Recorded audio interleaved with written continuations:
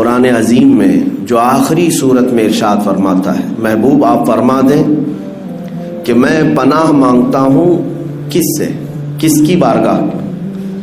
قل اعوذ برب الناس، میں کس کی پناہ مانگتا ہوں؟ توجہ، اے محبوب آپ فرما دیں کہ میں پناہ مانگتا ہوں انسانوں کے خدا کی۔ رب الناس، انسانوں کا خدا، مولا میں تیری پناہ میں آنا چاہتا ہوں۔ اور وہ کون ہے؟ انسانوں کا خدا، ملک الناس، انسانوں کا بادشاہ بھی ہے، الہ الناس، انسانوں کا خدا بھی ہے، معبود بھی وہی ہے، پالنے والا بھی وہی ہے، بادشاہ بھی وہی ہے، عبادت کے لائق بھی وہی ہے۔ اب کس چیز سے پناہ مانگتے ہو؟ من شر الوسواس الخناس، خناس کے، شیاطین کے وسوسوں سے، اس کے بہکاووں سے، ان کے ورغلانے سے پناہ مانگتا ہوں اللہ تبارک و تعالیٰ کی۔ اس پوری سورہ میں آپ اگر محسوس کریں گے تو اللہ تعالیٰ نے انسانوں کا ذکر 5 مرتبہ کیا۔ الناس الناس الناس، انسان۔ یہ سمجھنے کی ضرورت ہے کہ انسانوں کے لیے اللہ تبارک و تعالیٰ اتنا مہربان ہے، اتنا مہربان ہے کہ اس کی ساری مخلوقات کے لیے کچھ قانون الگ ہیں، تمہارے لیے قانون الگ ہیں۔ قرآن میں بھی اللہ تعالیٰ نے فرمایا کائنات میں کوئی شے ایسی نہیں ہے جو اس کی حمد بیان نہ کر رہی ہو، ساری کی ساری مخلوقات تسبیح بیان کر رہی ہیں۔ لیکن روایت میں یہ بھی ہے کہ اگر کوئی چیز، پرندہ ہو کہ جانور ہو کہ درخت ہو کہ مچھلی ہو، چونٹی ہو، اگر ایک لمحے کے لیے بھی وہ اللہ کے ذکر سے غافل ہو جائیں تو ان کی موت آ جاتی ہے۔ ان کے لیے یہ قانون ہے، درخت اگر ذکر الہی سے ایک لمحے کے لیے غافل ہوا تو اسے سکھا دیا جاتا ہے یا اسے کاٹ دیا جاتا ہے، پرندہ شکار ہو جاتا ہے، مچھلیاں پھنس جاتی ہیں اگر ایک لمحے کے لیے ذکر خدا سے غافل ہو جائیں۔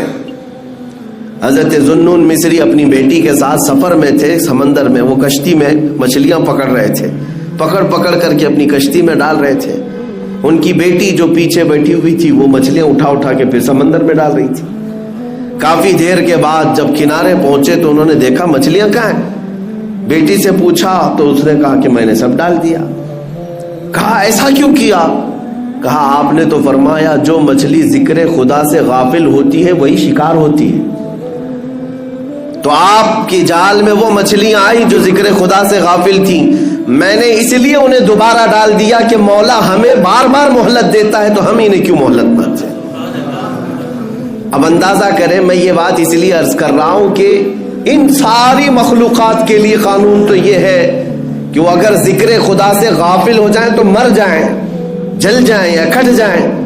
لیکن اے انسانوں، ہمارا حال یہ ہے کہ اس خدا سے غافل رہنے والے کو بھی وہ کھلا رہا ہے، عبادت کرنے والے کو بھی کھلا رہا ہے۔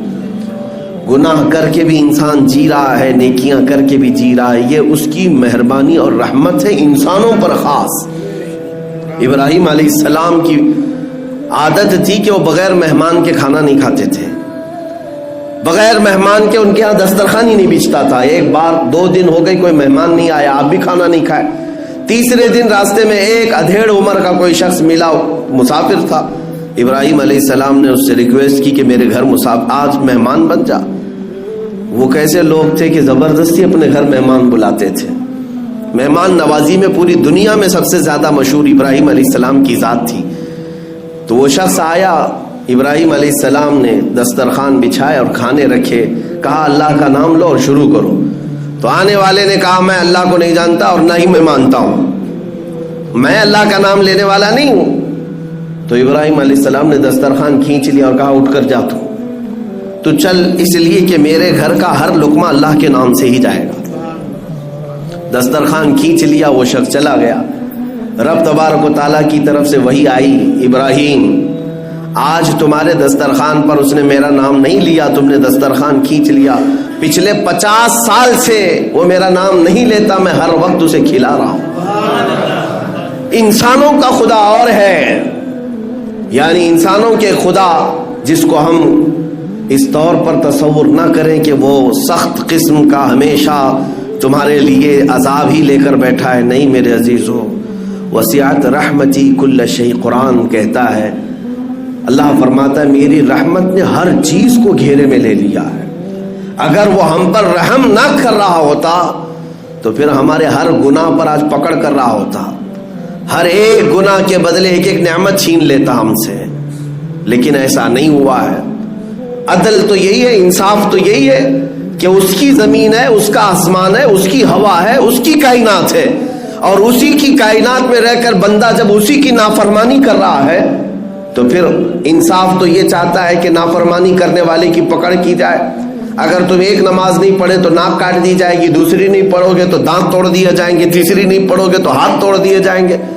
کیا ایسا ہو رہا ہے؟ نہیں ہوتا۔ تو رب تبارک و تعالی ہم بندوں پر عدل نہیں بلکہ فضل فرما رہا ہے، فضل فرما رہا ہے۔ دو باتیں عرض کر کے میں اپنی بات کو سمیٹ لیتا ہوں۔ میرے عزیزو، اللہ تبارک و تعالیٰ اپنے بندوں پر کس قدر مہربان ہوتا ہے، اسی لیے اس سورے میں اللہ تعالیٰ نے اپنے حبیب سے فرمایا کہ اے محبوب آپ فرما دیں کہ پناہ مانگنا ہے تو رب الناس کی پناہ مانگو، انسانوں کے خدا کی پناہ مانگو، اس سے بہتر پناہ تمہیں مل ہی نہیں سکتی۔